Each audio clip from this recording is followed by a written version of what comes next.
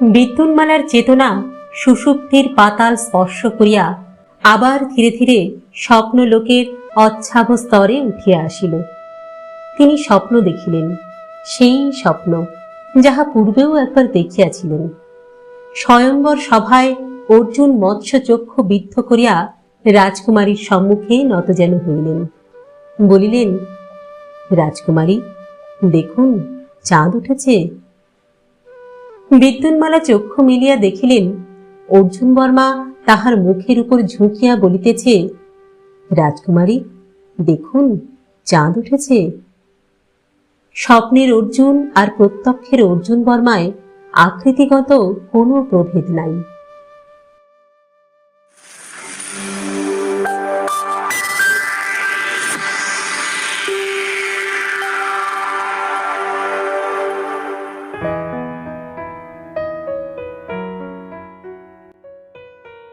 নমস্কার বন্ধুরা, সকলকে স্বাগত জানাই। আমি রাকা, আর আপনারা শুনছেন আপনাদের প্রিয় ইউটিউব চ্যানেল কথা ও কাহিনী বাই রাকা। বন্ধুরা, কেমন আছেন আপনারা সকলে? তুঙ্গভদ্রার তীরে প্রথম পর্ব সকলে শুনে নিয়েছেন তো? না শুনে থাকলে আজই আমাদের চ্যানেল থেকে শুনে নিন। আজ আপনাদের শোনাবো উপন্যাসটির দ্বিতীয় পর্ব। তবে গল্প পাঠ শুরু করার আগে বলি, আপনি কি আজ আমাদের চ্যানেলে প্রথমবারের জন্য এলেন? তাহলে আজই আমাদের চ্যানেলটি সাবস্ক্রাইব করুন এবং পাশে থাকা বেল আইকনটি অবশ্যই বাজিয়ে দিন, যাতে আমাদের চ্যানেলে নতুন কোনো ভিডিও এলে সবচেয়ে প্রথমে তার নোটিফিকেশনটি পৌঁছে যায় আপনার কাছে। আসুন এবার গল্প পাঠ শুরু করি। শুরু হচ্ছে শ্রদ্ধেয় সাহিত্যিক শরদিন্দু বন্দ্যোপাধ্যায়ের তুঙ্গভদ্রার তীরে দ্বিতীয় পর্ব।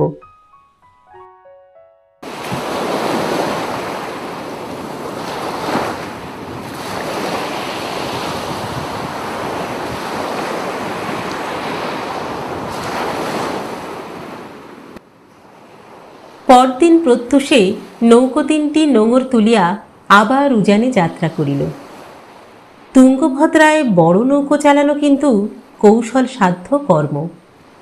তজ্জন্য আর কাঠির সাহায্য লইতে হয়। নদীগর্ভ পূর্বের ন্যায় গভীর নয়। নদীর তলদেশ শিলা প্রস্তরে পূর্ণ। কোথাও পাথরে দ্বীপ জল হইতে মাথা ঠেলিয়া উঠিয়াছে। অতি সাবধানে লগি দিয়া জল মাপিতে মাপিতে অগ্রসর হইতে হয়। নদীর প্রসারও অধিক নয়। কোথাও ৫০ রজ্জু, আবার কোথাও আরও কম। দুই তীরের উচ্চ পাষাণ প্রাকার নদীকে সংকীর্ণ খাতে আবদ্ধ করিয়া রাখিয়াছে। নৌকো নদীর মাঝখান দিয়া চলিলেও দুই তীর নিকটবর্তী। সঙ্গে দেশজ্ঞ আড়কাঠি আছে। তাহার নির্দেশে হাঙরমুখী নৌকাটি সর্বাগ্রে চলিল। তার পিছনে ময়ূরপঙ্খী, সবশেষে ভর। হাঙরমুখী নৌকা অপেক্ষাকৃত ক্ষুদ্র ও লঘু, তাই আড়কাঠি তাহাতে থাকিয়া পথ দেখাইয়া চলিল। কখনো দক্ষিণ তীর ঘেঁষিয়া, কখনো উত্তর তীর চুম্বন করিয়া, কখনো দাঁড় টানিয়া, আবার কখনো পাল তুলিয়া নৌকো তিনটি ভুজঙ্গ প্রয়াত গতিতে স্রোতের বিপরীত মুখে অগ্রসর হইল। মধ্যাহ্নে আহারাদি সম্পন্ন হইলে চিপিটক মূর্তি আজ্ঞা দিলেন, যে লোকটিকে কাল নদী থেকে তোলা হয়েছে, আমার সন্দেহ সে শত্রুর গুপ্তচর। আর তাকে এই নৌকোয় নিয়ে এসো তো। আর সঙ্গে যেন দুজন সশস্ত্র রক্ষী থাকে, বুঝলে? চিপিটক মূর্তি যদিও সাক্ষী গোপাল, তবু তিনি নামাতো এই অভিযানের নায়ক। তাই তার ছোটখাটো আদেশ সকলে মানিয়া চলিত। মকরমুখী নৌকায় আদেশ পৌঁছলে অর্জুন বর্মা লাঠি দুটি হাতে লইয়া উঠিয়া দাঁড়াইল। বলরাম হাসিয়া বলিল, লাঠি রেখে যাও। চিপিটক মামার কাছে লাঠি নিয়ে গেলে মামার নাভিশ্বাস উঠবে। অর্জুন বর্মা ক্ষণিক চিন্তা করিয়া বলরামকে বলিল, লাঠি দুটি তুমিই রাখো, তাহলে আমি ফিরে এসে নেব, কেমন? অর্জুন দুইজন সশস্ত্র প্রহরী সহ ডিঙিতে চড়িয়া ময়ূরপঙ্খী নৌকায় চলিয়া গেল। বলরাম কৌতূহলের বশে লাঠি দুটি ঘুরাইয়া ফিরাইয়া দেখিতে লাগিল। সে লাঠির দেশের লোক, যে দেশে বাঁশের লাঠি সাধারণ লোকের প্রধান অস্ত্র, সেই দেশের মানুষ। সে দেখিল বাঁশের লাঠি দুটি বাংলাদেশের লাঠির মতোই, বিশেষ পার্থক্য নাই। 6 হাত লম্বা, গাঁটগুলি ঘন সন্নিবিষ্ট, 2 প্রান্তে পিতলের তারের শক্ত বন্ধন, যেমন দৃঢ় তেমনি লঘু। এরূপ একটি লাঠি হাতে থাকিলে 50 জন শত্রুর মহড়া লওয়া যায়, কিন্তু 2টি লাঠি কেন? বলরাম লাঠি দুটি হাতে তৌল করিয়া দেখিল, তাহাদের গর্ভে সোনা রূপা লুকানো থাকিলে এত লঘু হইত না, জলে পড়িলে ডুবিয়া যাইত। তবে অর্জুন বর্মা লাঠি দুটি হাতছাড়া করিতে চায় না কেন? ভ্রু কুঞ্চিত করিয়া ভাবিতে ভাবিতে হঠাৎ একটা কথা তাহার মনে হইল। সে আবার লাঠি দুটিকে ভালোভাবে পরীক্ষা করিল। ও, এই ব্যাপার! তাহার ধারণা ছিল বাংলাদেশের বাহিরে এই কৌশল আর কেহ জানে না, কিন্তু তা নয়। বলরামের মুখে হাসি ফুটিল। সে বুঝিল অর্জুন বর্মা বয়সে তরুণ হইলেও দূরদর্শী লোক। ওদিকে অর্জুন বর্মা ময়ূরপঙ্খী নৌকায় পৌঁছিয়াছিল, কিন্তু বাহিরে পাটাতনের উপর বা রইঘরের ছাতে প্রখর রৌদ্র। চিপিটক তাহাকে নিজ কক্ষে ডাকিয়া পাঠাইলেন। কক্ষটি দিবা দ্বিপ্রহরেও ছায়াচ্ছন্ন। দারু নির্মিত দেওয়ালগুলিতে জানালা নাই, জানালার পরিবর্তে টঙ্কার ন্যায় ক্ষুদ্রাকৃতি অনেকগুলি ছিদ্র প্রাচীর গাত্রে জাল রচনা করিয়াছে। এইগুলি আলো এবং বাতাসের প্রবেশপথ। চিপিটক একটি মাদুরের উপর বালিশে হেলান দিয়া বসিয়া আছেন। এক কোণে বৃদ্ধ রসরাজ একখানি পুঁথি, বোধহয় সুশ্রুত সংহিতা, চোখের নিকট ধরিয়া পাঠ করিবার চেষ্টা করিতেছেন। অর্জুন বর্মা ঘরে প্রবেশ করিয়া একবার 2 করতল যুক্ত করিয়া সম্ভাষণ জানাইল, তারপর আবার দ্বারের সন্নিকটে উপবিষ্ট হইল। বলা বাহুল্য, অর্জুন বর্মাকে যখন নৌকায় ডাকা হইয়াছিল তখন রাজকন্যারাও তা জানিতে পারিয়াছিলেন। স্বভাবতই তাহাদের কৌতূহল উদ্রিক্ত হইয়াছিল। অর্জুন বর্মা মামার কক্ষে প্রবেশ করিলে মণিকঙ্কনা চুপি চুপি বলিল, মালা, চল, ও ঘরে কি কথাবার্তা হচ্ছে শুনি। বিদ্যুন্মালা ঈষৎ ভ্রু তুলিয়া বলিলেন, ও ঘরে আমাদের যাওয়া কি উচিত হবে? মণিকঙ্কনা বলিল, ও ঘরে যাব কেন?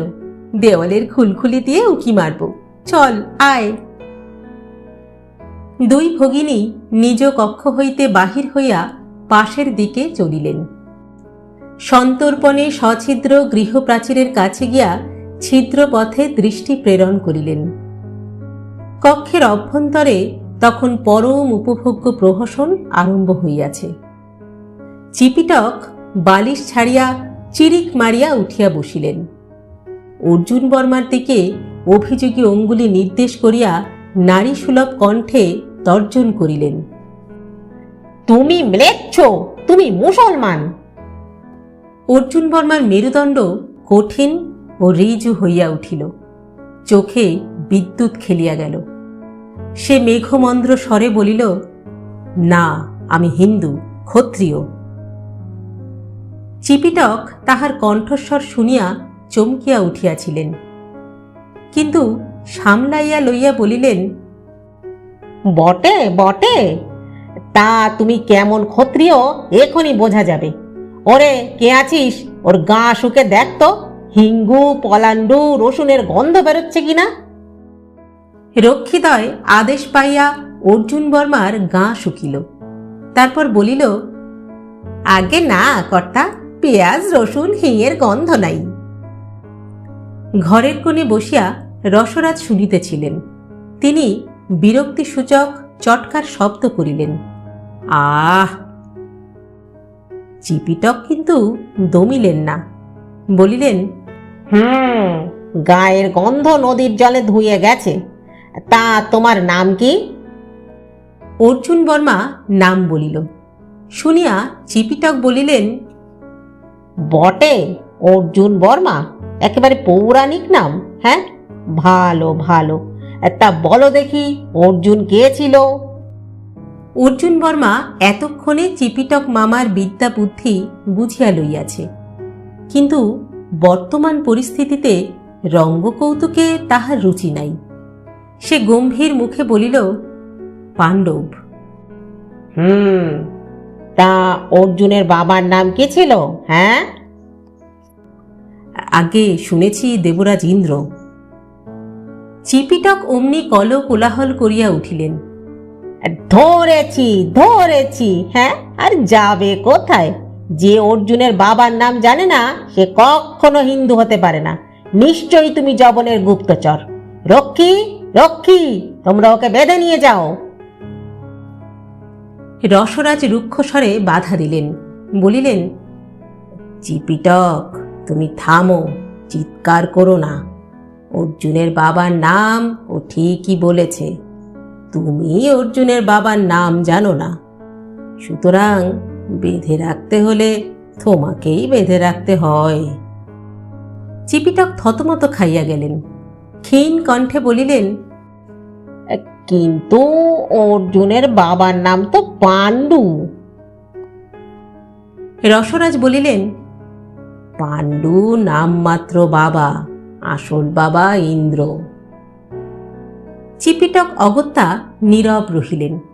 রসরাজ শাস্ত্রজ্ঞ ব্যক্তি, বেদ পুরাণে পরাঙ্গম, তাহার কথার বিরুদ্ধে কথা চলে না। রসরাজ অর্জুনকে সম্বোধন করিয়া বলিলেন, অর্জুন বর্মা, তোমার শরীর কেমন? গায়ে ব্যথা হয়েছে? অর্জুন বলিল, আগে সামান্য। আপনার ওষুধের গুণে দেহের সমস্ত গ্লানি দূর হয়ে গেছে। রসরাজ বলিলেন, ভালো ভালো। তা তুমি যদি আত্মপরিচয় দিতে চাও তাহলে দিতে পারো, না দিতে চাও দিও না। তুমি অতিথি, আমরা প্রশ্ন করব না। অর্জুন বলিল, আগে আমার পরিচয় সামান্যই। বলিয়া সে বলরামকে যাহা বলিয়াছিল তাহাই সংক্ষেপে পুনরাবৃত্তি করিল। রসরাজ নিঃশ্বাস ফেলিয়া বলিলেন, যবনদের রাজ্যে হিন্দুর কর্ম, কৃষ্টি, স্বাধীনতা সবই নির্মূল হয়েছে। তা তুমি পালিয়ে এসেছ, ভালোই করেছ। দক্ষিণ দেশে এখনো স্বাধীনতা আছে, কিন্তু কতদিন থাকবে কে জানে। আচ্ছা, আজ তোমরা এসো বৎস। অর্জুন বর্মা উঠিয়া দাঁড়াইল। চিপিটক চোখ পাকাইয়া বলিলেন, আজ ছেড়ে দিলাম, কিন্তু পরে যদি জানতে পারি যে তুমি গুপ্তচর, তাহলে তোমার মুন্ডু কেটে দেব, বুঝেছ? রসরাজ বলিলেন, চিপিটক, তোমার বায়ু বৃদ্ধি হয়েছে, এসো তোমায় ঔষধ দিই। বাহিরে দাঁড়াইয়া দুই রাজকন্যা ছিদ্রপথে সবই প্রত্যক্ষ করিতেছিলেন এবং অতি কষ্টে হাস্য সম্বরণ করিয়া রাখিয়াছিলেন। পালা শেষ হইলে তাহারা পা টিপিয়া টিপিয়া ফিরিয়া আসিলেন এবং মুক্ত পটপত্তনে দাঁড়াইয়া অন্য নৌকোর দিকে চাহিয়া রহিলেন। ক্ষণিক পরে অর্জুন বর্মা রক্ষীদের সঙ্গে বাহিরে আসিল। তাহার মুখে একটা চাপা হাসি। রাজকুমারীদের দেখিয়া সে সসম্ভ্রমে যুক্ত পানি হইয়া অভিবাদন করিল। তারপর ডিঙিতে নামিয়া বসিল।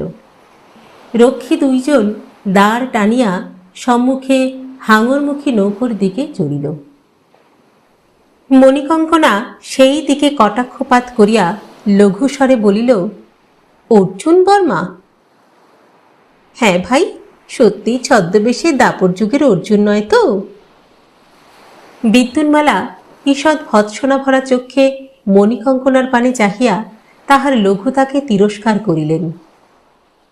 সেদিন সন্ধ্যাকালে নদী মধ্যস্থ একটি দ্বীপের প্রস্তরময় তীরে নৌকা বাঁধা হইল। দিনের গলৎঘর্ম প্রখরতার পর চন্দ্রমা শীতল রাত্রি পরম স্পৃহ।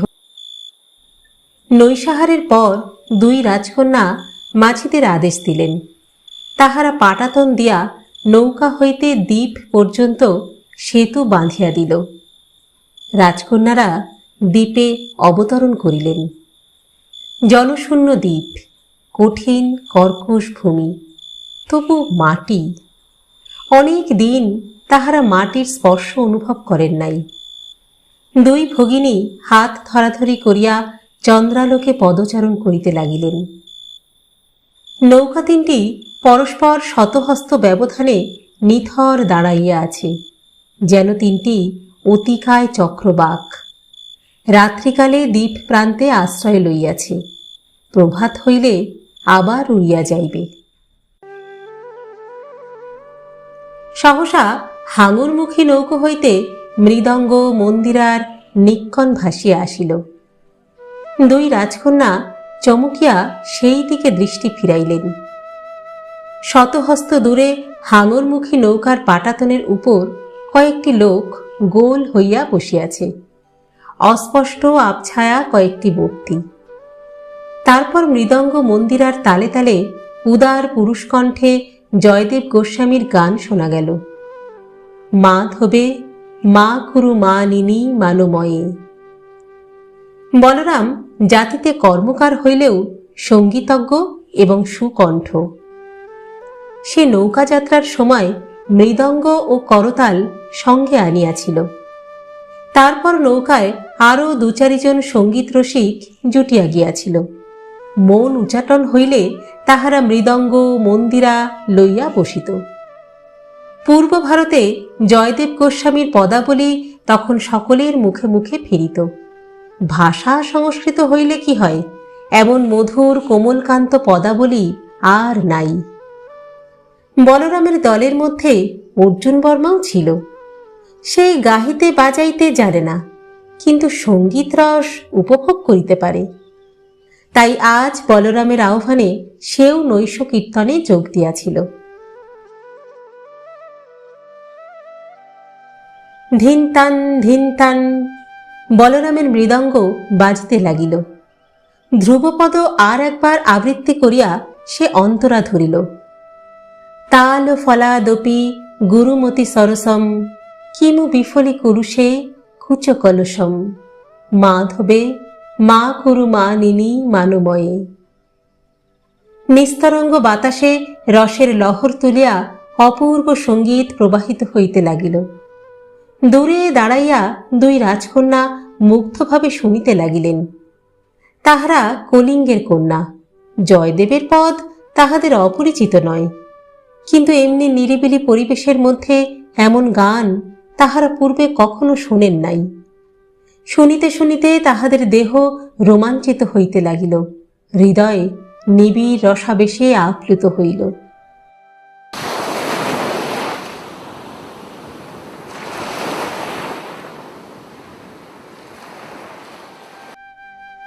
মধ্যরাত্রে সঙ্গীত সভা ভঙ্গ হইল। দুই রাজকন্যা নিঃশব্দে ময়ূরপঙ্খী নৌকায় উঠিয়া গেলেন। রইঘরে গিয়া শয্যায় পাশাপাশি শয়ন করিলেন। কথা হইল না। দুইজনে অর্ধ নিমিলিত নেত্রে পরস্পর চাহিয়া একটু হাসিলেন। তারপর চক্ষু মুদিয়া সঙ্গীতের অনুরণন শুনিতে শুনিতে ঘুমাইয়া পড়িলেন। হৃদয়ে রসাবেশ লইয়া নিদ্রা যাইলে কখনো কখনো স্বপ্ন দেখিতে হয়। সকলে দেখে না, কেহ কেহ দেখে। দুই রাজকন্যার মধ্যে একজন স্বপ্ন দেখিলেন। স্বয়ম্বর সভা, রাজকন্যা বীর্য শুল্কা হইবেন। তিনি মালা হাতে সভার মধ্যস্থলে দাঁড়াইয়া আছেন। চারিদিকে রাজন্যবর্গ। যিনি জলে ছায়া দেখিয়া শূন্যে মৎস্যচক্ষু বিদ্ধ করিতে পারিবেন, তাহার গলায় রাজকন্যা মালা দিবেন। একে একে রাজারা স্বরক্ষেপ করিলেন, কিন্তু কেহই লক্ষ্যভেদ করিতে পারিলেন না। রাজকন্যার মনে অভিমান জন্মিল। অর্জুন কেন আসিতেছেন না? অন্য কেহ যদি পূর্বেই লক্ষ্যভেদ করেন তখন কি হইবে? অবশেষে ছদ্মবেশী অর্জুন আসিয়া ধনুর্বাণ তুলিয়া লইলেন। জলে ছায়া দেখিয়া ঊর্ধ্বে মৎস্যচক্ষু বিদ্ধ করিলেন। অভিমানের সঙ্গে আনন্দ মিশিয়া রাজকুমারীর চক্ষে জল আসিল। তিনি অর্জুনের গলায় মালা দিলেন। অর্জুন ছদ্মবেশ ত্যাগ করিয়া রাজকন্যার সম্মুখে নতজানু হইলেন। বলিলেন, রাজকন্যা, মা করু মা নিনি মানময়ে।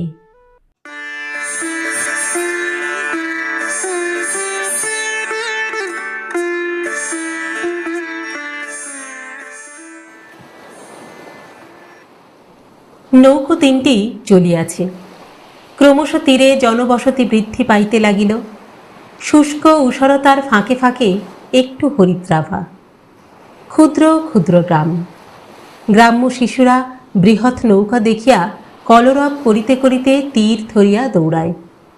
যুবতীরা জল ভরিতে আসিয়া নৌকোর পানে চাহিয়া থাকে। তাহাদের নিরাবরণ বক্ষের নির্লজ্জতা চোখের সলজ্জ সরল চাহরির দ্বারা নিরাকৃত হয়। গ্রাম্য বৃদ্ধরা দধি, নবনী, শাকপত্র, ফলমূল লইয়া ডাকাডাকি করে। নৌকো হইতে ডিঙি গিয়া টাটকা খাদ্য ক্রয় করিয়া আনে। নদীর উপর প্রভাত বেলাটি বেশ স্নিগ্ধ, কিন্তু যত বেলা বাড়িতে থাকে দুই তীরের পাথর তপ্ত হইয়া বায়ুমণ্ডলকে দুঃসহ করিয়া তোলে। দ্বীপ্রহরে নৌকোগুলির নাবিক ও সৈনিকেরা জলে লাফাইয়া পড়িয়া সাঁতার কাটে, হুড়োহুড়ি করে।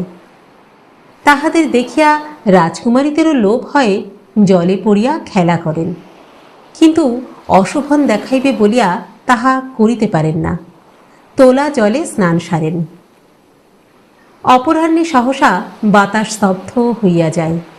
মনে হয় বায়ুর অভাবে নিঃশ্বাস বন্ধ হইয়া আসিতেছে। আর কাঠি উদ্বিগ্ন চক্ষে আকাশের পানে চাহিয়া থাকে, কিন্তু নির্মেঘ আকাশে আশঙ্কাজনক কোনো লক্ষণ দেখিতে পায় না। তারপর অগ্নিবর্ণ সূর্য অস্ত যায়, সন্ধ্যা নামিয়া আসে। ধীরে ধীরে আবার বাতাস বহিতে আরম্ভ করে। এইভাবে কয়েকদিন কাটিয়াছে। পূর্ণিমা অতীত হইয়া কৃষ্ণপক্ষ চলিতেছে। আর দু একদিনের মধ্যেই গন্তব্য স্থানে পৌঁছানো যাইবে। পথশ্রান্ত যাত্রীদের মনে আবার নূতন উৎসুক্য জাগিয়াছে। এই কদিনে বলরাম ও অর্জুন বর্মার মধ্যে ঘনিষ্ঠতা আরও গাঢ় হইয়াছে। তাহারা ভিন্ন দেশের লোক, কিন্তু পরস্পরের মধ্যে মনের ঐক্য খুঁজিয়া পাইয়াছে। উপরন্তু অর্জুন বর্মার পক্ষে অনেকখানি কৃতজ্ঞতাও আছে। বিদেশ বিভূয়ে মর্মজ্ঞ ও নির্ভরযোগ্য বন্ধু বড়ই বিরল। তাই তাহারা কেহ কাহারও সঙ্গ ছাড়ে না। একসঙ্গে খায়, একসঙ্গে ঘুমায়, একসঙ্গেই ওঠে বসে। ইতিমধ্যে মনের অনেক গোপন কথা তাহারা বিনিময় করিয়াছে। দেশত্যাগের দুঃখ এবং তাহার পশ্চাতে গভীরতর আঘাতের দুঃখ তাহাদের হৃদয়কে এক করিয়া দিয়াছে। বিজয়নগর যত কাছে আসিতেছে, দুই রাজকন্যার মনেও অলক্ষিতে যেন পরিবর্তন ঘটিতেছে। প্রথমে নৌকায় উঠিবার সময় তাহারা কাঁদিয়াছিলেন।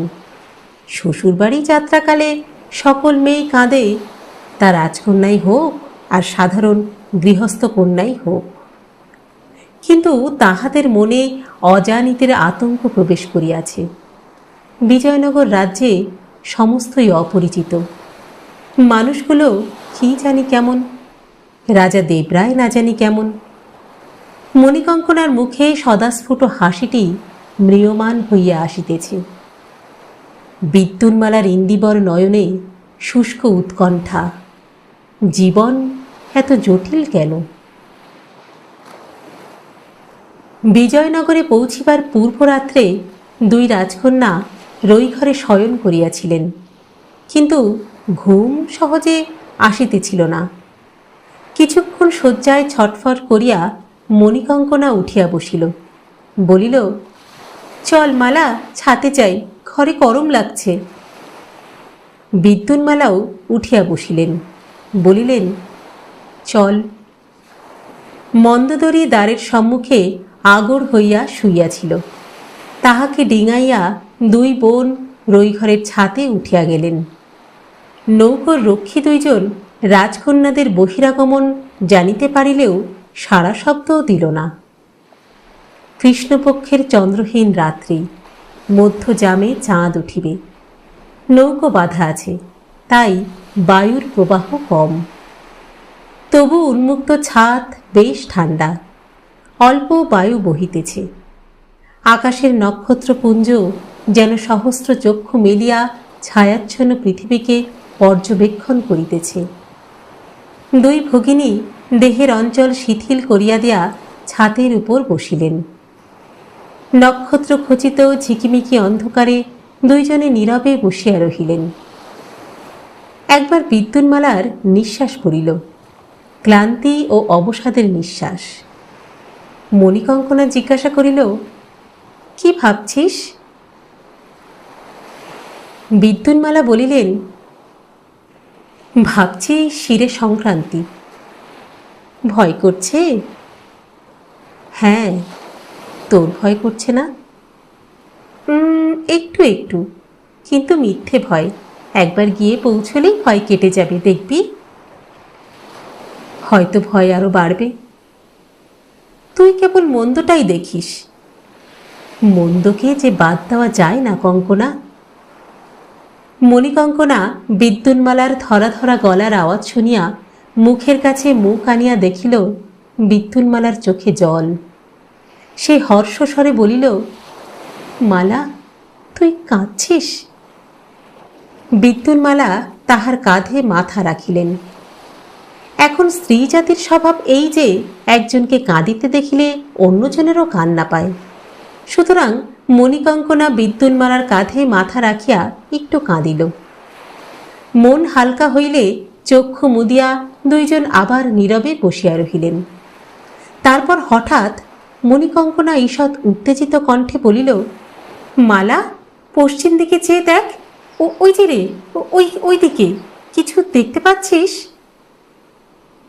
বিদ্যুন্মালা চকিতে পশ্চিম দিকে ঘাড় ফিরাইলেন। দূরে নদীর অন্ধকার যেখানে আকাশের অন্ধকারে মিশে আছে, সেইখানে একটি অগ্নিপিণ্ড জ্বলিতেছে। হঠাৎ দেখিলে মনে হয় একটা রক্তবর্ণ গ্রহ অস্ত যাইতেছে। কিন্তু কিছুক্ষণ চাহিয়া থাকিলে দেখা যায় আলোকপিণ্ডটি কখনো বাড়িতেছে, আবার কখনো কমিতেছে, কখনো ঊর্ধ্বে শিখা নিক্ষেপ করিতেছে। অনেকক্ষণ সেই দিকে চাহিয়া থাকিয়া বিদ্যুন্মালা বলিলেন, আগুনের পিণ্ড, কোথাও আগুন জ্বলছে? মণিকঙ্কনা বলিল, বিজয়নগর তো ওই দিকে, তাহলে নিশ্চয়ই বিজয়নগরের আলো। দাঁড়া, আমি খবর নিচ্ছি। রক্ষী, রক্ষী। দুইজনে বস্ত্র সম্বরণ করিয়া বসিলেন। একজন রক্ষী ছায়ামূর্তির ন্যায় কাছে আসিয়া দাঁড়াইল। আজ্ঞা করুন রাজকুমারী। মণিকঙ্কনা হস্ত প্রসারিত করিয়া বলিল, ওই যে আলো দেখা যাচ্ছে, ওটা কিসের আলো তুমি জানো? রক্ষী বলিল, আগে জানি দেবী, আজই সন্ধ্যার পর আরকাঠি মশাইয়ের মুখে শুনেছি বিজয়নগরে হেমকূট নামে যে পাহাড়ের চূড়ো আছে, সেই চূড়ো 50 ক্রোশ দূর থেকে দেখা যায়। প্রত্যহ রাত্রে হেমকূটের চূড়ায় ধুনি জ্বালানো হয়, সারা রাত্রি ধরেই ধুনি জ্বলে, সারা দেশের লোক যাতে জানতে পারে যে বিজয়নগর জেগে আছে। আমরা কাল অপরাহ্নে বিজয়নগরে পৌঁছব। কিছুক্ষণ স্তব্ধ থাকিয়া মণিকঙ্কনা বলিল, বুঝেছি, আচ্ছা তুমি যাও। রক্ষী অপসৃত হইল। দুইজনে দুরাগত আলোকরশ্মির পানে চাহিয়া রহিলেন। উত্তর ভারতের দ্বীপগুলি একে একে নিবিয়া গিয়াছে। নিরন্ধ্র অন্ধকারে অবসন্ন ভারতবাসী ঘুমাইতেছে। কেবল দাক্ষিণাত্যের একটি হিন্দু রাজা ললাটে আগুন জ্বালাইয়া জাগিয়া আছে।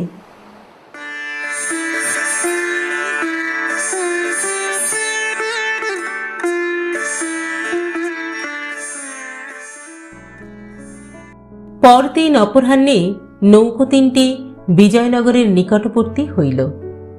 অর্ধক্রোশ দূর হইতে সূর্যের প্রখর আলোকে নগরের পরিদৃশ্যমান অংশ যেন পৌরুষ ও ঐশ্বর্যের প্রাচুর্যে ঝলমল করিতেছে। নদীর উত্তর তীরে উগ্র তপস্বীর উৎক্ষিপ্ত ধূসর জটাজলের ন্যায় গিরিচক্র বেষ্টিত অনেকুন্দি দুর্গ। আদৌ এই দুর্গ বিজয়নগর রাজ্যের রাজধানী ছিল। পরে রাজধানী নদীর দক্ষিণ তীরে সরিয়া আসিয়াছে। অনেকুন্দি দুর্গ বর্তমানে একটি নগর রক্ষক সৈন্যাবাস। নদীর দক্ষিণ কূলে শতবর্ষ ধরিয়া যে মহানগরী গড়িয়া উঠিয়াছে, তাহা যেমন শোভাময়ী তেমনি দুষ্প্রধর্ষা। সমকালীন বিদেশি পর্যটকের পান্থলিপিতে তাহার গৌরব গরিমার বিবরণ ধৃত আছে। নগরীর বহিঃপ্রকাশের বেড় ছিল 30 ক্রোশ। তাহার ভিতর বহু ক্রোশ অন্দরে দ্বিতীয় প্রাকার, তাহার ভিতর তৃতীয় প্রাকার, এইভাবে একের পর এক 7টি প্রাকার নগরীকে বেষ্টন করিয়া আছে। প্রাকারগুলির ব্যবধান স্থলে অসংখ্য জলপ্রণালী তুঙ্গভদ্রা হইতে নগরীর মধ্যে জলধারা প্রবাহিত করিয়া দিয়াছে।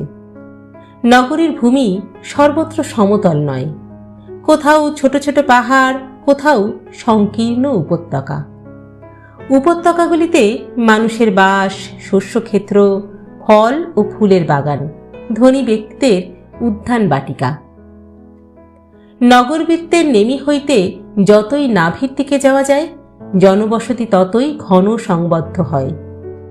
অবশেষে 7ম চক্রের মধ্যে পৌঁছিলে দেখা যায় রাজপুরীর বিচিত্র সুন্দর হর্মগুলি সহস্রবার পদ্মের মধ্যবর্তী স্বর্ণকেশের ন্যায় শোভা পাইতেছে। নদী মধ্যস্থ নৌকা হইতে কিন্তু সমগ্র নগর দেখা যায় না।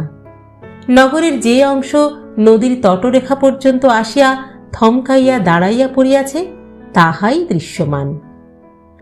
অনুমান 2 ক্রোশ দীর্ঘ এই তটরেখা মণি মেখলার ন্যায় বঙ্কিম। তাহাতে সারি সারি সৌধ, উদ্যান, ঘাট, মন্দির হীরা মণি মুক্তার ন্যায় গ্রথিত রহিয়াছে।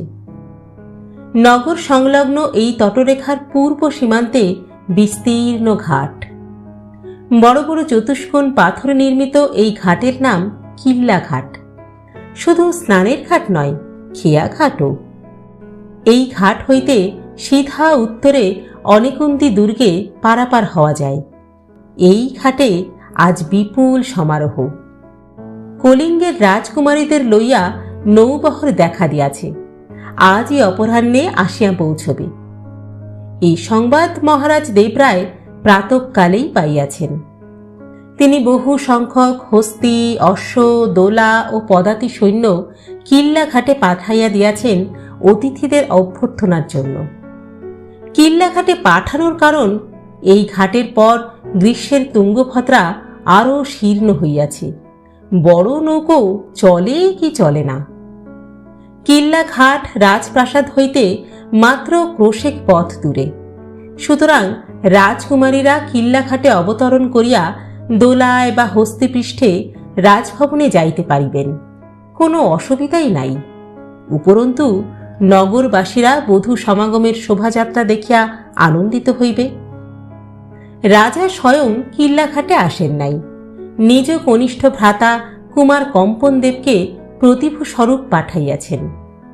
কুমার কম্পন রাজা অপেক্ষা বয়সে অনেক ছোট, সবে মাত্র যৌবন প্রাপ্ত হইয়াছেন। অতি সুন্দর কান্তি নবযুবক।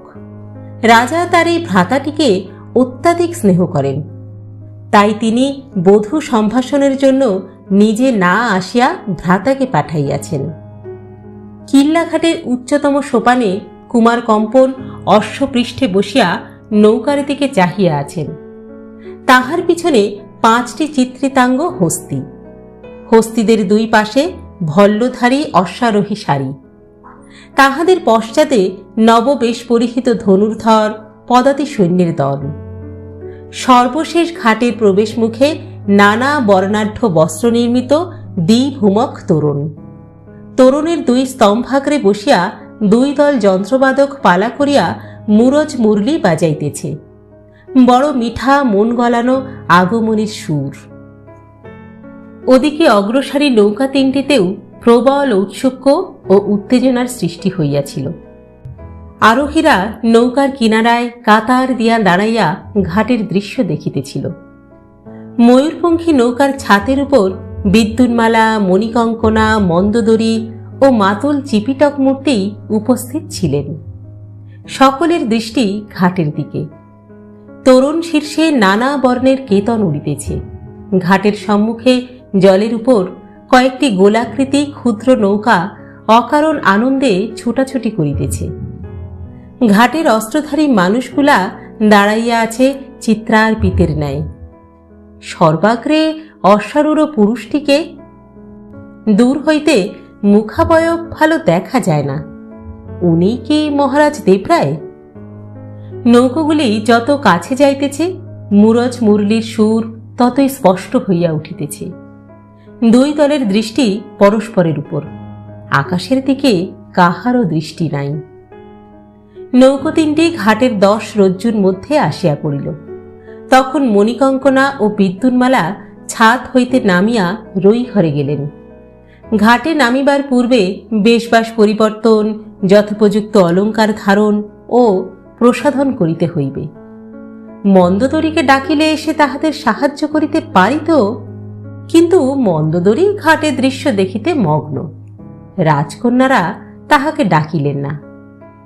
দুই ভগিনী গম্ভীর বিষণ্ণ মুখে মহার্ঘ স্বর্ণতন্তু রচিত শাড়ি ও কাঞ্চলি পরিধান করিলেন। পরস্পরকে রত্নদূতি খচিত অলঙ্কার পরাইয়া দিলেন। তারপর বিদ্যুন্মালা গমনোন্মুখী হইলেন। মণিকঙ্কনা জিজ্ঞাসা করিল, আলতা কাজল পরবি না? বিদ্যুন্মালা বলিলেন, না, থাক। তিনি ওপরে চলিয়া গেলেন। মণিকঙ্কনা ক্ষণিক ইতস্তত করিয়া তারপর কাজললতা, লাক্ষারসের করঙ্ক ও সোনার দর্পণ লইয়া বসিল। বিদ্যুন্মালা পটপত্তনের উপর আসিয়া চারিদিকে দৃষ্টিপাত করিলেন। তাহার মনে হইল এই অল্পক্ষণের মধ্যেই আকাশের আলো অনেক কমিয়া গিয়াছে। তিনি চকিতে ঊর্ধ্বে দৃষ্টি নিক্ষেপ করিলেন। দক্ষিণ হইতে একটা ধূম্রবর্ণ রাক্ষস ছুটিয়া আসিতেছিল। বিদ্যুন্মালার নেত্রাঘাতে যেন উন্মত্ত ক্রোধে বিকট চিৎকার করিয়া নদীর বুকে ঝাঁপাইয়া পড়িল। নিমেষ মধ্যে সমস্ত লণ্ডভণ্ড হইয়া গেল।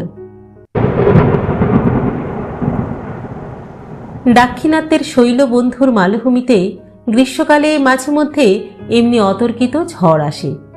দিনের পর দিন তাপ সঞ্চিত হইতে হইতে একদিন হঠাৎ বিস্ফোরকের ন্যায় ফাটিয়া পড়ে। ঝড় বেশিক্ষণ স্থায়ী হয় না, বড়জোর 2-3 দণ্ড, কিন্তু তাহার যাত্রাপথে যাহা কিছু পায় সমস্ত ছারখার করিয়া দিয়া চলিয়া যায়। এই ঝড়ের আবির্ভাব এতই আকস্মিক যে চিন্তা করিবার অবকাশও থাকে না, সতর্ক হইবার শক্তিও লুপ্ত হইয়া যায়। নৌকো তিনটি পরস্পরের কাছাকাছি চলিতেছিল।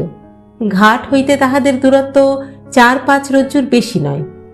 হঠাৎ ঝড়ের ধাক্কা খাইয়া তাহারা কাত হইয়া পড়িল। ময়ূরপঙ্খী নৌকোর ছাতে মন্দোদরী ও চিপিটক মূর্তি ছিলেন। তাহারা ছিটকাইয়া নদীতে পড়িলেন। পাটাতনের উপর বিদ্যুন্মালা শূন্যে উৎক্ষিপ্ত হইয়া মত্ত জলরাশির মধ্যে অদৃশ্য হইয়া গেলেন।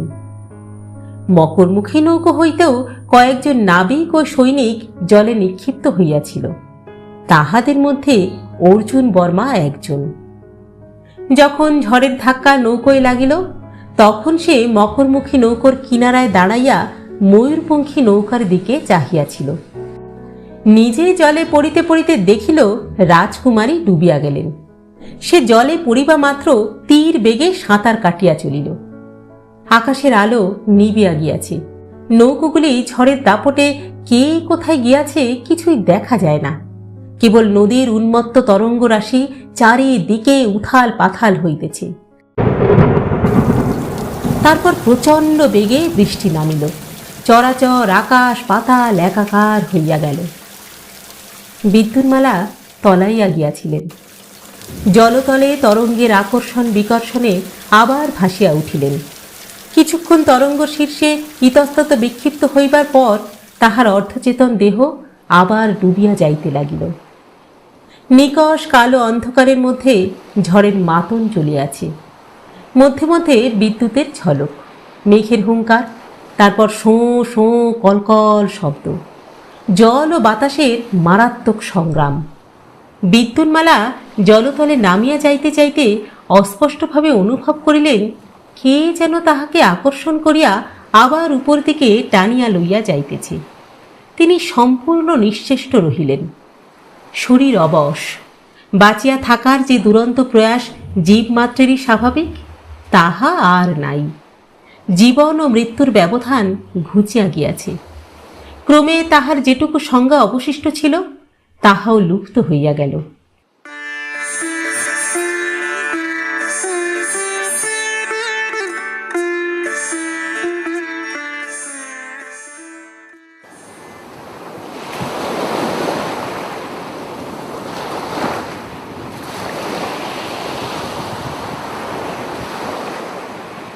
ঝড় থামিয়াছে। মেঘের অন্ধকার অপসারিত হইবার পূর্বেই রাত্রির অন্ধকার নামিয়াছে।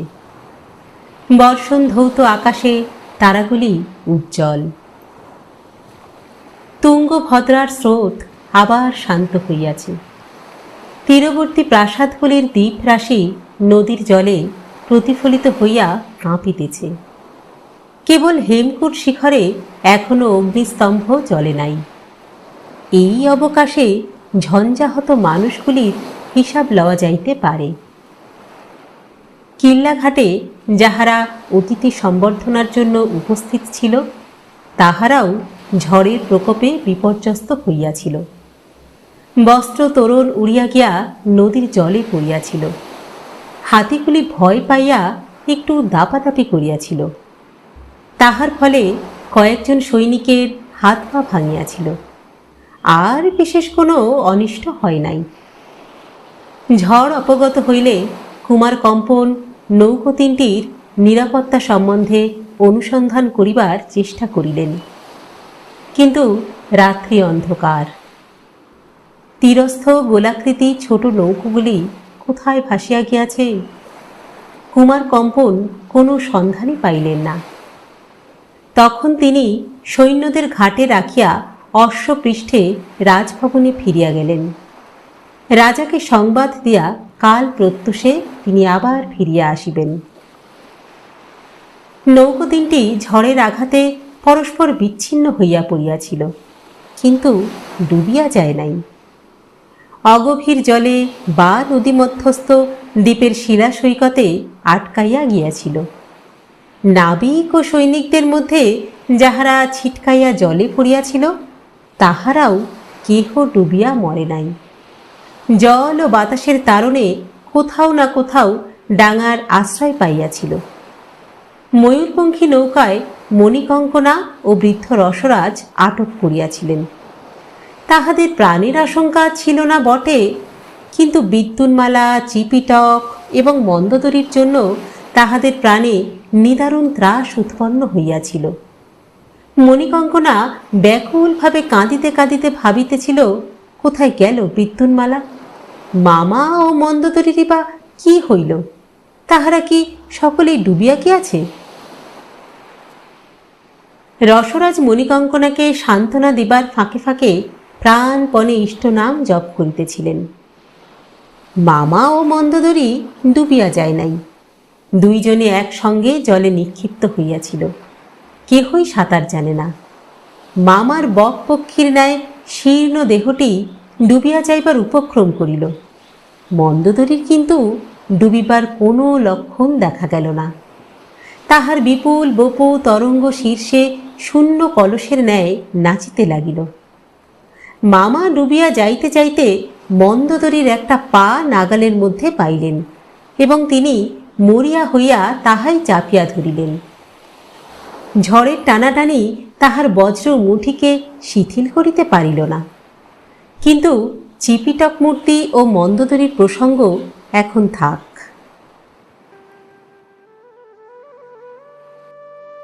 বিদ্যুন্মালা নদী মধ্যস্থ একটি দ্বীপের সিক্ত সৈকতে শুইয়াছিলেন। চেতনা ফিরিয়া পাইয়া অনুভব করিলেন তাহার বসন আর্দ্র। মনে পড়িয়া গেল তিনি নদীতে ডুবিয়া গিয়াছিলেন। তারপর বিদ্যুৎ চমকের ন্যায় পরিপূর্ণ স্মৃতি ফিরিয়া আসিল। তিনি ধীরে ধীরে চোখ খুলিলেন। চোখ খুলিয়া তিনি প্রথমে কিছু দেখিতে পাইলেন না। ভিতরের অন্ধকার ও বাহিরের অন্ধকার প্রায় সমান। ক্রমে সূচির ন্যায় সূক্ষ্ম আলোকের রশ্মি তাহার চক্ষুকে বিদ্ধ করিল। আকাশের তারা কি? আশেপাশে আর কিছু দেখা যায় না। তখন তিনি গভীর নিঃশ্বাস ত্যাগ করিয়া সন্তর্পণে উঠিয়া বসিবার উপক্রম করিলেন। কে যেন তাহার শিয়রে বসিয়া তাহার মুখের পানে চাহিয়াছিল। হর্ষ কণ্ঠে বলিল, এখন বেশ সুস্থ মনে হচ্ছে। বিদ্যুন্মালা চক্ষু বিস্ফারিত করিয়া চাহিলেন, কিন্তু কাহাকেও দেখিতে পাইলেন না। অন্ধকারের মধ্যে গাঢ়তর অন্ধকারের একটা পিণ্ড রহিয়াছে মনে হইল। তিনি স্খলিত স্বরে বলিলেন,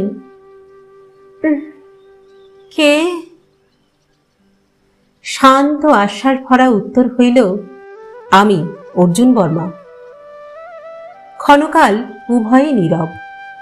তারপর বিদ্যুন্মালা ক্ষীণ বিস্ময়ের সুরে বলিলেন, অর্জুন বর্মা, আমি ঝড়ের ধাক্কায় জলে পড়ে গিয়েছিলাম। কিছুক্ষণের জন্য নিঃশ্বাস রোধ হয়ে গিয়েছিল। তারপর কে যেন আমাকে টেনে নিয়ে চলল, আর কিছু মনে নেই। আচ্ছা, এ কোন স্থান? অর্জুন বর্মা বলিল, বোধহয় নদীর একটা দ্বীপ। আপনি শরীরে কোনো ব্যথা অনুভব করছেন কি? বিদ্যুন্মালা নড়িয়া চড়িয়া বসিলেন। বলিলেন, না, কিন্তু আমি চোখে কিছু দেখতে পাচ্ছি না। অর্জুন বর্মা বলিল, অন্ধকার রাত্রে তাই কিছু দেখতে পাচ্ছেন না। আকাশের পানে চোখ তুলুন, তারা দেখতে পাবেন। বিদ্যুন্মালা ঊর্ধ্বে চাহিলেন। হ্যাঁ, ওই তারার পুঞ্জ। প্রথমে চক্ষু মেলিয়া তাহাদের তিনি দেখিয়াছিলেন, এখন যেন তাহারা আরো উজ্জ্বল হইয়াছে। অর্জুন বর্মা বলিল, পিছন দিকে ফিরে দেখুন, হেমকূট চূড়ার ধূনি জ্বলছে। হেমকূট চূড়ায় প্রত্যহ সূর্যাস্তের সঙ্গে সঙ্গে ধূনি জ্বলে। আজ বৃষ্টির জলে ইন্ধন সিক্ত হইয়াছিল, তাই ধূনি জ্বলিতে বিলম্ব হইয়াছে। বিদ্যুন্মালা দেখিলেন, দূরে গিরিচূড়ায় ধূম্র জাল ভেদ করিয়া অগ্নির শিখা উত্থিত হইতেছে। সেদিক হইতে দৃষ্টি ফিরাইয়া বিদ্যুন্মালা অর্জুন বর্মার দিকে চাহিলেন। মনে হইল যেন সুদূর ধূনির আলোকে অর্জুন বর্মার আকৃতি ছায়ার ন্যায় দেখা যাইতেছে। এতক্ষণ বিদ্যুন্মালার অন্তরের সমস্ত আবেগ যেন মূর্ছিত হইয়াছিল। এখন স্ফুলিঙ্গের ন্যায় একটু আনন্দ স্ফুরিত হইল। অর্জুন বর্মা, আপনাকে আমি দেখতে পাচ্ছি। এই পর্যন্ত বলিয়াই তাহার আনন্দটুকু নিবিয়া গেল। তিনি উদ্বেগ সংহত কণ্ঠে বলিলেন, কিন্তু কঙ্কনা কোথায়? মন্দোদরী কোথায়? অর্জুন বলিল, কে কোথায় আছে তা তো সূর্যোদয়ের আগে জানা যাবে না। আজ কি চাঁদ উঠবে না?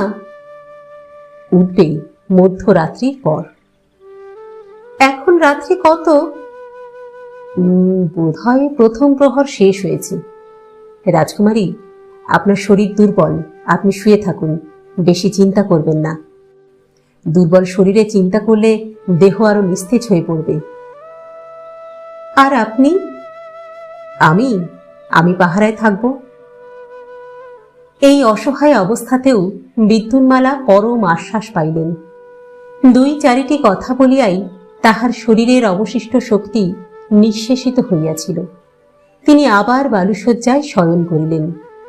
কিছুক্ষণ চক্ষু মুদিয়া শুইয়া থাকিবার পর তাহার ক্লান্ত চেতনা আবার শক্তির অতলে ডুবিয়া গেল। বিদ্যুন্মালার চেতনা সুষুপ্তির পাতাল স্পর্শ করিয়া আবার ধীরে ধীরে স্বপ্নলোকের অচ্ছাভ স্তরে উঠিয়া আসিল। তিনি স্বপ্ন দেখিলেন, সেই স্বপ্ন যাহা পূর্বেও একবার দেখিয়াছিলেন। স্বয়ম্বর সভায় অর্জুন মৎস্য চক্ষু বিদ্ধ করিয়া রাজকুমারীর সম্মুখে নতজানু হইলেন। বলিলেন, রাজকুমারী, দেখুন, চাঁদ উঠেছে। বিদ্যুন্মালা চক্ষু মিলিয়া দেখিলেন অর্জুন বর্মা তাহার মুখের উপর ঝুঁকিয়া বলিতেছে, রাজকুমারী, দেখুন, চাঁদ উঠেছে। স্বপ্নের অর্জুন আর প্রত্যক্ষের অর্জুন বর্মায় আকৃতিগত কোনো প্রভেদ নাই। চাঁদ অবশ্য অনেক আগেই উঠিয়াছিল, দিকচক্র হইতে প্রায় এক রাশি ঊর্ধ্বে আরোহণ করিয়াছিল। কৃষ্ণপক্ষের ক্ষীয়মান চন্দ্র কিন্তু পরশু ফলকের ন্যায় উজ্জ্বল। তাহারই আলোকে বিদ্যুন্মালার ঘুমন্ত মুখখানি পরিস্ফুট হইয়া উঠিয়াছিল। মুক্ত বেণী চুলগুলি বিস্ত্রস্ত হইয়া মুখখানিকে বেষ্টন করিয়া রাখিয়াছিল। মহার্ঘ বস্ত্রটি বালুকালিপ্ত অবস্থায় নিদ্রা শীতল দেহটিকে অযত্ন ভরে আবৃত করিয়াছিল। সব মিলিয়া যেন একটি শৈবাল বিদ্ধ কুমুদিনী ঝড়ের আক্রোশে উন্মীলিত হইয়া তটপ্রান্তে নিক্ষিপ্ত হইয়াছে। অর্জুন বর্মা মোহাচ্ছন্ন চোখে ওই মুখখানির পানে চাহিয়াছিল। তাহার দৃষ্টিতে লুব্ধতা ছিল না, মনে কোনো চিন্তা ছিল না। রম্মানী বৃক্ষ মানুষের মন যেমন অজ্ঞাতপূর্ব স্মৃতির জালে জড়াইয়া যায়, অর্জুন বর্মার মনও তেমনি নিগূঢ় স্বপ্ন জালে আচ্ছন্ন হইয়া পড়িয়াছিল। আলোড়িত জলরাশির মধ্য হইতে রাজকন্যার অচেতন দেহ টানিয়া তোলার স্মৃতিও অসংলগ্নভাবে তাহার মনে জাগিয়াছিল। অনেকক্ষণ বিদ্যুন্মালার মুখের পানে চাহিয়া থাকিবার পর তাহার চমক ভাঙিল। ঘুমন্ত রাজকন্যার অনাবৃত মুখের পানে চাহিয়া থাকার রৌদ্র ধৃষ্টতায় সন্ত্রস্ত হইয়া সে চকিত হইয়া দাঁড়াইল। জ্যোৎস্না কুহেলির ভিতর নিমগ্ন প্রকৃতি বাষ্পাচ্ছন্ন চোখের দৃষ্টির ন্যায় আবছা অস্পষ্ট হইয়া আছে। অর্জুন চারিদিকে চক্ষু ফিরাইল, তারপর নিঃশব্দে সরিয়া গিয়া দ্বীপের কিনারা ধরিয়া পরিক্রমণ আরম্ভ করিল। চিরসঙ্গী লাঠি দুটি আজ তাহার সঙ্গে নাই। নৌকো হইতে পতনকালে নৌকোতেই রহিয়া গিয়াছে। বলরাম যদি বাঁচিয়া থাকে তবে হয়তো লাঠি দুটিকে যত্ন করিয়া রাখিয়াছে। দ্বীপটি ক্ষুদ্র, প্রায় গোলাকৃতি। তীরে নুড়ি ছড়ানো বালুবেলা, মধ্যস্থলে বড় বড় পাথরের চাঙর উঁচু হইয়া আছে। অর্জুন বর্মা তীর ধরিয়া পরিক্রমণ করিতে করিতে নানা অসংলগ্ন কথা চিন্তা করিতে লাগিল। কিন্তু তাহার উদ্বিগ্ন জল্পনার মধ্যে মনের নিভৃত একটা অংশ রাজকন্যার কাছেই পড়িয়া রহিল। রাজকুমারী একাকিনী ঘুমাইতেছেন। যদি হঠাৎ ঘুম ভাঙিয়া তাহাকে দেখিতে না পাইয়া ভয় পান, যদি দ্বীপের মধ্যে শৃগাল বা বনবিড়াল জাতীয় হিংস্র জন্তু লুকাইয়া থাকে। না, দ্বীপে কিন্তু হিংস্র জন্তু ছিল না। অর্জুন বর্মা এক স্থানে উপস্থিত হইয়া দেখিল কয়েকটি তীরচর ক্ষুদ্র পাখি জলের ধারে জড়সড় হইয়া দাঁড়াইয়া আছে। তাহার পদশব্দে টি হি হি টি হি হি শব্দ করিয়া উড়িয়া গেল। টিপটিপ পাখি। বিদ্যুন্মালার কাছে ফিরিয়া আসিয়া অর্জুন বর্মা দেখিল তিনি যেমন শুইয়াছিলেন তেমনি শুইয়া আছেন, একটুও নড়েন নাই। অহেতুক উদ্বেগে অর্জুন বর্মার মন শঙ্কিত হইয়া উঠিল। সে তাহার শিয়রে নতজানু হইয়া মুখের কাছে মুখ আনিয়া দেখিল, না, আশঙ্কার কোনো কারণ নাই। ক্লান্তির বিবশ জড়তা কাটিয়া গিয়াছে। রাজকুমারী স্বপ্ন দেখিতেছেন। স্বপ্নের ঘোরে তাহার ভ্রু কখনো কুঞ্চিত হইতেছে, কখনো অধরে একটু হাসির আভাস দেখা দিয়াই মিলাইয়া যাইতেছে। স্বপ্নলোকে কোন বিচিত্র দৃশ্যের অভিনয় হইতেছে কে জানে। অর্জুন বর্মা মনে মনে একটু ঔৎসুক্য অনুভব করিল। সে একবার চাঁদের দিকে চাহিল, একবার বিদ্যুন্মালার স্বপ্নমুগ্ধ মুখখানি দেখিল। তারপর মৃদু স্বরে বলিল, রাজকুমারী, দেখুন, চাঁদ উঠেছে।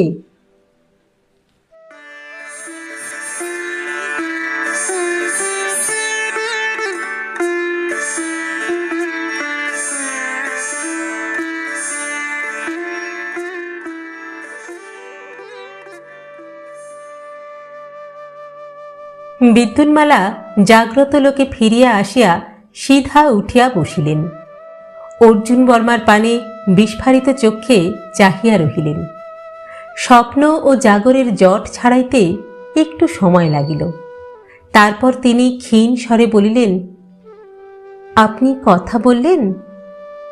অর্জুন অপ্রতিভ হইয়া পড়িল।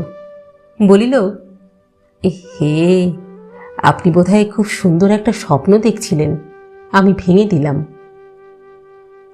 বিদ্যুন্মালা চাঁদের পানে চাহিলেন, মনে মনে বলিলেন, স্বপ্ন স্বপ্ন এখনো ভাঙে নাই। অর্জুন বর্মা সংকুচিতভাবে একটু দূরে বসিল। বলিল, রাজকুমারী, আপনার শরীরের সব গ্লানি দূর হয়েছে? চাঁদের দিকে চাহিয়া থাকিয়া বিদ্যুন্মালা বলিলেন, হ্যাঁ, এখন বেশ স্বচ্ছন্দ মনে হচ্ছে। রাত কত? হেমকূট শিখরে অগ্নিস্তম্ভ নির্ঘুম শিখায় জ্বলিতেছে। নদী তীরস্থ গৃহগুলিতে দীপ নিভিয়া গিয়াছে। অর্জুন বলিল, তৃতীয় প্রহর। এখনো রাত্রি শেষ হইতে বিলম্ব আছে। যতক্ষণ সূর্যোদয় না হয় ততক্ষণ স্বপ্নকে বিদায় দিবার প্রয়োজন নাই। রাজকুমারী মনে মনে যেন কিছু জল্পনা করিতেছেন। তারপর মন স্থির করিয়া তিনি অর্জুন বর্মার পানে ফিরিলেন। বলিলেন, ভদ্র, আজ আপনি আমার প্রাণ রক্ষা করেছেন। অর্জুন গলার মধ্যে একটু শব্দ করিল, উত্তর দিল না। বিদ্যুন্মালা বলিলেন, আপনার পরিচয় আমি কিছুই জানি না, কিন্তু আমি আমার প্রাণদাতার পরিচয় জানতে চাই। আপনি সবিস্তারে আপনার জীবন কথা আমাকে বলুন, আমি শুনব। অর্জুন বিহ্বল হইয়া বলিল, দেবী, আমি একজন সামান্য ব্যক্তি, আমার পরিচয় কিছু নেই। বিদ্যুন্মালা বলিলেন, আছে বই কি, আপনি নিজের কার্যের দ্বারা খানিকটা পরিচয় তো দিয়েইছেন, কিন্তু তা সম্পূর্ণ নয়। আমি আপনার সম্পূর্ণ পরিচয় জানতে চাই। অর্জুন দ্বিধাগ্রস্ত নতমুখে চুপ করিয়া রহিল। উত্তর না পাইয়া বিদ্যুন্মালা একটু হাসিলেন। বলিলেন, অবশ্য আপনি ক্লান্ত, ওই দুর্যোগের পর থেকে ক্ষণকালের জন্যও তো বিশ্রাম পাননি। আপনি যদি ক্লান্তিবশত কাহিনী না বলতে পারেন তাহলে থাক, আপনি বরং নিদ্রা যান। আমি তখন সুস্থ হয়েছি, আমি জেগে পাহারা দেব। অর্জুন বলিল, না না, আমার নিদ্রার প্রয়োজন নেই। আপনি যখন শুনতে চান আমার জীবন কথা, বলছি। রাত্রি শেষ না হওয়া পর্যন্ত আর তো কিছু করবারও নেই।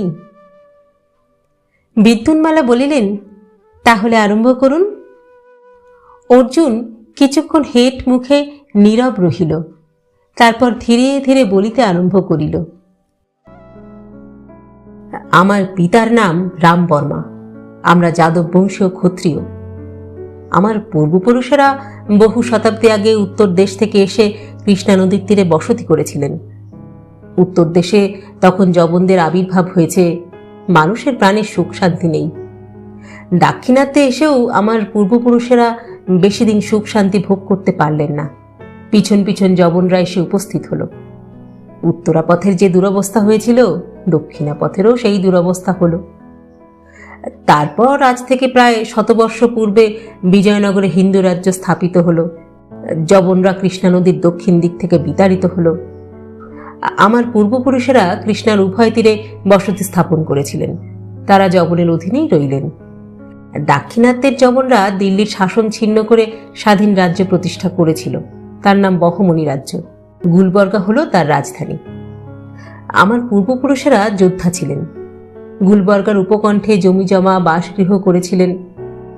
যখন যবন এসে গুলবর্গায় রাজধানী স্থাপন করল, তখন তারা যুদ্ধ ব্যবসা ত্যাগ করলেন। কারণ যুদ্ধ করতে হলে যবনদের পক্ষে আর স্বজাতির বিরুদ্ধে যুদ্ধ করতে হয়। তাই তারা অস্ত্র ত্যাগ করে শাস্ত্রচর্চায় নিযুক্ত হলেন। এইসব কথা আমি আমার পিতার মুখ থেকেই শুনেছি। তা সেই থেকেই আমাদের বংশে বিদ্যার চর্চা প্রচলিত রয়েছে। কেবল আমিই তার ব্যতিক্রম। কিন্তু নিজের কথা আমি পরে বলবো, আগে আমার পিতার কথা বলি। আমার পিতা জীবিত আছেন। আমি দেখে এসেছি কিন্তু এতদিনে তিনি বোধহয় আর জীবিত নেই। তিনি যুদ্ধবৃত্তি ত্যাগ করেছিলেন বটে, কিন্তু অন্তরে তিনি ছিলেন একজন যোদ্ধা। কোনোদিন তিনি জবনদের কাছে মাথা নত করেননি। গৃহে বসে তিনি বিদ্যাচর্চা করতেন, জ্যোতিষ ও গণিত বিদ্যায় তার পারদর্শিতাও ছিল। বিশেষত হিসাব নিকাশের কাজের জন্য তিনি গুলবর্গায় বিশেষ খ্যাতি অর্জন করেছিলেন।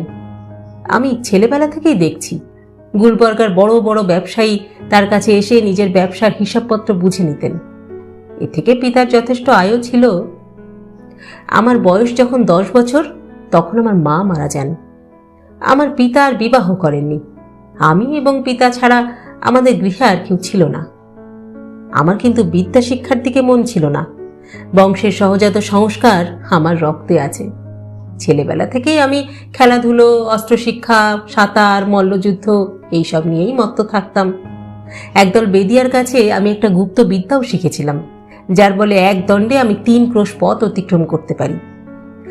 তা পিতা আমার মনের এই প্রবণতা দেখে মাঝে মাঝে বলতেন, অর্জুন, তোমার ধাতু প্রকৃতিতে গোত্র প্রভাব বড় প্রবল।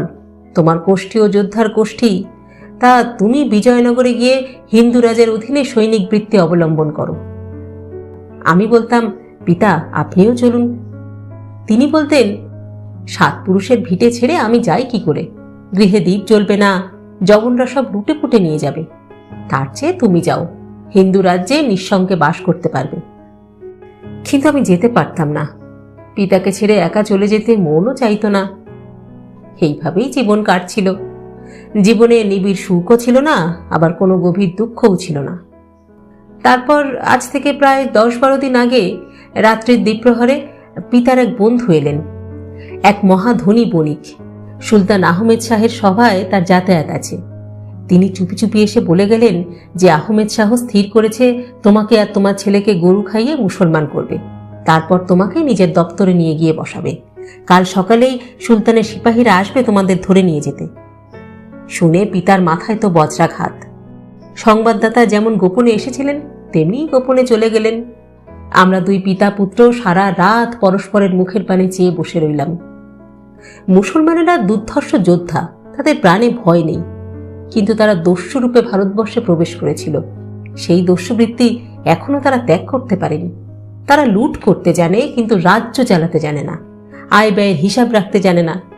তাই তারা কর্মদক্ষ বুদ্ধিমান হিন্দু দেখলেই জোর করে তাদের মুসলমান বাড়িয়ে নিজেদের দলে টেনে নেয়। পিতাকেও তারা গরু খাইয়ে নিজেদের দলে টানতে চেয়েছিল, সেই সঙ্গে আমাকেও। তারপর রাত্রি যখন শেষ হয়ে আসছে, তখন পিতা বললেন, অর্জুন, আমার বয়স 50 বছর হয়েছে। কোষ্ঠী গণনা করে দেখেছি আমার আয়ু শেষ হয়ে আসছে। ম্লেচ্ছরা যদি জোর করে আমার ধর্মনাশ করে, তবে আমি অনশনে প্রাণত্যাগ করব। কিন্তু তুমি পালিয়ে যাও, তোমার জীবনের এখনো সবই বাকি। নদী পার হয়ে তুমি হিন্দু রাজ্যে চলে যাও। শুনে আমি পিতার পা ধরে কাঁদতে লাগলাম। পিতা বললেন, কেঁদো না, আমরা যাদব বংশীয় ক্ষত্রিয়, স্বয়ং শ্রীকৃষ্ণ আমাদের পূর্বপুরুষ। তাকেও তো একদিন জরাসন্ধের অত্যাচারে মথুরা ছেড়ে দ্বারকায় চলে যেতে হয়েছিল। তুমিও বিজয়নগরে যাও, ভগবান শ্রীকৃষ্ণ তোমাকে রক্ষা করবেন। বাইরে তখন কাক কোকিল ডাকতে আরম্ভ করেছে। আমি গৃহ ছেড়ে যাত্রা করলাম। আমার সঙ্গে শুধু একজোড়া লাঠি। বেদিয়ারা আমাকে যে লাঠিতে চড়ে হাঁটতে শিখেছিল, সেই লাঠি। এই লাঠি একাধারে অস্ত্র, আবার যানবাহনও। বাড়ি থেকে বেরিয়েই শুনতে পেলাম অশ্বক্ষুরধ্বনি। 4 জন অশ্বারোহী আমাদের ধরে নিয়ে যেতে আসছে। আমি আর বিলম্ব করলাম না, লাঠিতে চড়ে নদীর দিকে ছুটলাম। শাওরেরা আমাকে দেখতে পেয়েছিল, তারা আমাকে তাড়া করল, কিন্তু ধরতে পারল না। আমাদের গৃহ থেকে নদী প্রায় 1/2 ক্রোশ দূরে। আমি গিয়ে লাঠি শুদ্ধ নদীতে ঝাঁপিয়ে পড়লাম। অশ্বারোহীরা আর আমাকে অনুসরণ করতে পারল না। তারপর সারা দিন নদী স্রোতে ভাসতে ভাসতে কৃষ্ণা ও তুঙ্গভদ্রার সঙ্গমে এসে পৌঁছলাম। তারপর যা হলো সবই তো আপনি জানেন। অর্জুন নীরব হইল। বিদ্যুন্মালা নতমুখে শুনিতেছিলেন, চোখ তুলিয়া সম্মুখে চাহিলেন। চন্দ্রের প্রভা ম্লান হইয়া গিয়াছে, পূর্বাকাশে সুখ তারা দাপাদাপি করিতেছে।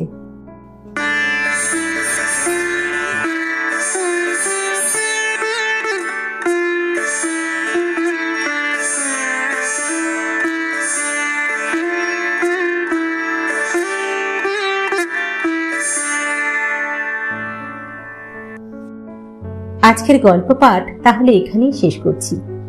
আজকের পর্বটি কেমন লাগলো আপনাদের কমেন্ট বক্সে তাড়াতাড়ি জানিয়ে ফেলুন তো। আপনাদের মূল্যবান মন্তব্যের জন্য আমরা সদা উন্মুখ হয়ে থাকি। আর হ্যাঁ, গল্প পাঠ ভালো লাগলে একটা ছোট্ট লাইক করে দেবেন কিন্তু। আপনাদের এই একটি লাইকের মূল্য আমাদের কাছে অনেক। নিজে তো গল্প শুনছেনই, বন্ধুদেরকেও শোনান। গল্প পাঠ যদি ভালো লাগে তাহলে আপনারা আমাদের এই গল্পের লিংক শেয়ার করুন বন্ধুদের সঙ্গে, কাছের মানুষদের সঙ্গে, আর তাদেরকেও আপনার ভালো লাগা গল্পটি শোনার সুযোগ করে দিন। আচ্ছা, এবার তাহলে বিদায় চেয়ে নিচ্ছি। পরবর্তী পর্ব নিয়ে ফিরে আসবো খুব শীঘ্র। সকলে সুস্থ থাকবেন, খুব ভালো থাকবেন এবং অবশ্যই আমাদের সঙ্গে থাকবেন। নমস্কার।